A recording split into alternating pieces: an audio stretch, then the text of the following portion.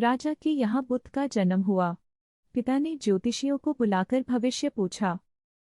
उन्होंने कहा, या तो यह सम्राट होगा और या तो यह साधु होगा। एक तरह से देखा जाए तो सच्चा सम्राट भीतर से साधु ही होता है। जब ज्योतिषियों की भविष्यवाणी राजा ने सुनी तो वे घबरा गए कि मेरा बेटा साधु हो जाए, ऐसा ठीक नहीं होगा। राजा ने पूछा, कोई उपाय बताएं, क्योंकि मैं चाहता हूं कि राजा का पुत्र राजा ही बने। ज्योतिषियों ने कहा कि इसका लालन पालन व पूरा जीवन बड़ी सावधानी में बिताना होगा। अर्थात आपका पुत्र सिद्धार्थ कभी किसी बूढ़े व्यक्ति को न देखे, कभी किसी बीमार व्यक्ति को न देखे और कभी किसी मरे हुए व्यक्ति को न देखे। जब तक ऐसा होगा तब तक वे राजा ही बने रहेंगे। अगर ऐसा नहीं हुआ तो वे साधु बन जाएंगे। राजा शुद्धोधन ने अपने पुत्र सिद्धार्थ के लिए बढ़िया से बढ़िया, बड़े बड़े महल, अच्छे से अच्छा भोजन, दास दासियां और खाने पीने के सामान आदि वस्तुओं के ढेर लगा दिए। पिता ने पुत्र को सुख सुविधाओं में इतना उलझा दिया कि उसे बाहर का संसार याद ही नहीं आया। शुद्धोधन ने समझ लिया कि अब इतने सुखों के आगे साधु बनने का प्रश्न ही उपस्थित नहीं होता। वे निश्चित हो गए। राजा शुद्धोधन ने बिल्कुल पक्की व्यवस्था कर रखी थी कि उनका पुत्र सिद्धार्थ जीवन में कभी भी वृद्ध, बीमार और मृतक व्यक्ति को देख न सके, क्योंकि वे अपने पुत्र को खोना नहीं चाहते थे। सिद्धार्थ का जीवन ऐश्वर्य और सुख सुविधाओं में बीत रहा था। उनके जवान होने पर एक सुंदर कन्या यशोधरा से उनका विवाह हो गया। विवाह हो जाने पर शुद्धोधन की आधी चिंता मिट गई। अब तो शादी हो गई, अब कहाँ जाएगा? अब तो मेरा पुत्र बंधन में बंध गया है। अब उसके कहीं जाने का सवाल ही नहीं उठता। 1 वर्ष बाद बेटे का भी जन्म हो गया। उसका नाम राहुल रखा गया। अब राजा शुद्धोधन को बिल्कुल पक्का विश्वास हो गया कि अब यह कहीं नहीं जा सकता। एक दिन सिद्धार्थ ने कहा कि पिताजी, आज तक मैंने कभी अपनी राजधानी नहीं देखी। आपकी आज्ञा हो तो आज देख आऊं। राजा ने कहा, हाँ हाँ, अवश्य जाओ, अपना शहर देखकर आओ। एक सारथी को भी साथ में भेजा गया कि जाओ राजकुमार को राजधानी घुमा फिराकर लाओ। फिर भी राजा ने चाक चौबंद इंतजाम कर रखा था कि कहीं चूक न हो जाए। सिद्धार्थ के लिए राजधानी के प्रमुख मार्ग खूब सजाए गए थे, पर घूमते घूमते सिद्धार्थ ने थोड़ा उल्टा मार्ग ले लिया। वे उस मार्ग से गुजरने लगे जहां पर तैयारी नहीं थी और आज उनको बहुत आश्चर्य हुआ जब पहली बार उन्होंने एक बूढ़े आदमी को देखा। कमर झुकी हुई, पूरी चमड़ी में झुर्रियां पड़ी थीं। वह परेशानी और दुख से बेहाल था। उसकी चाल बहुत धीमी थी। बूढ़े की झुकी हुई कमर को देखकर सिद्धार्थ को एक झटका लगा और सारथी से उन्होंने पूछा, क्या एक दिन मैं भी बूढ़ा हो जाऊंगा?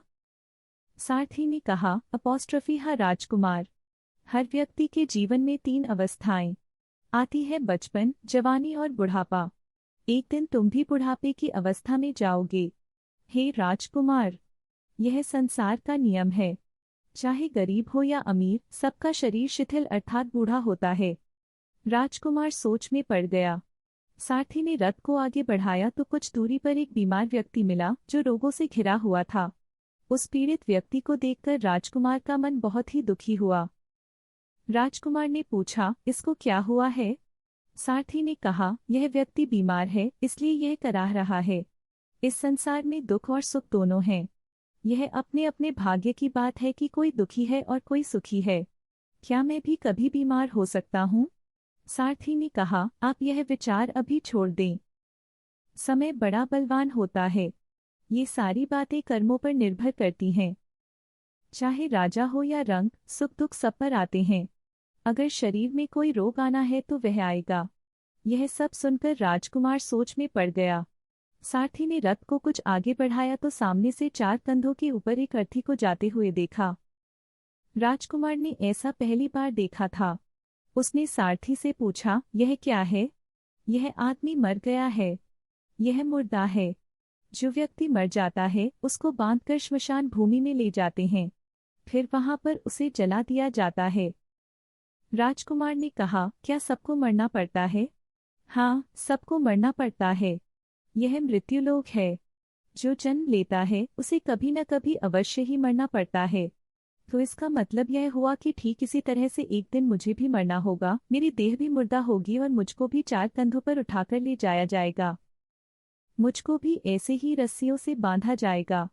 मेरे भी आगे पीछे घर के सदस्य रोएंगे, तड़पेंगे और जिस संसार को मैंने इकट्ठा किया है वह सारा का सारा मुझसे छूट जाएगा।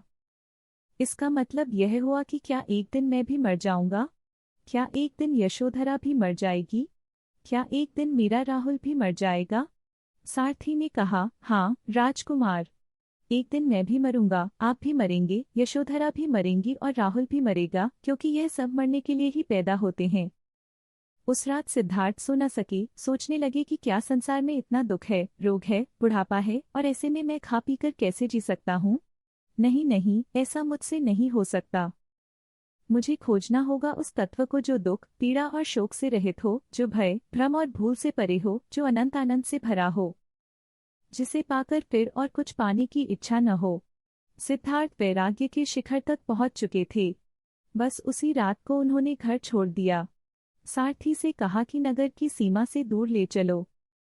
नगर के बाहर पहुंचकर सारथी को लौटा दिया। फिर कई दिनों तक वन में चलते गए। एक घने पीपल के वृक्ष के नीचे आसन लगाकर ध्यान में लीन हो गए।